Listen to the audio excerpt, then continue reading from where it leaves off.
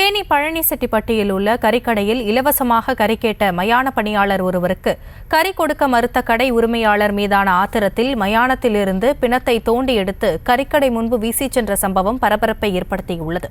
இதுகுறித்த கூடுதல் விவரங்களோடு இணைகிறார் எமது செய்தியாளர் பாலாஜி. விவரங்களை வழங்கலாம். தேனி அருகே உள்ள பழனிசெட்டிப்பட்டி பகுதியை சேர்ந்தவர் குமார். இவர் பார்த்தோம்னா சற்று மனநிலை பாதிக்கப்பட்டவர் என கூறப்படுகிறது.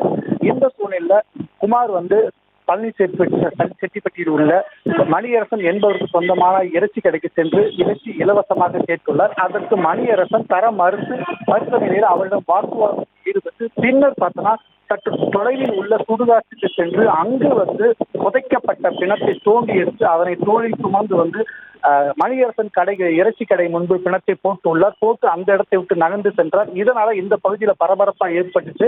மேலும் இது குறித்து பொதுமக்களும் மணியரசனும் காவல்துறையினர் புகார் அளித்த நிலையில காவல்துறையினர் விரைந்து ஆம்புலன்ஸ் மூலியமாக அந்த பிணத்தை எடுத்து மீண்டும் புதைக்கும் இடத்துக்கு சென்று தற்போது புதைத்து வருகின்றனர். இந்த சம்பவத்தால் பாதிக்கப்பட்ட இந்த சம்பவத்தால் இந்த பகுதியில் பெரும் பரபரப்பு ஏற்பட்டது. இதனிடையே காவல்துறையினர் குமாரை காவல் நிலையத்தில் வைத்து விசாரணை நடத்திட்டு வர்றாங்க. ஹாஷினி,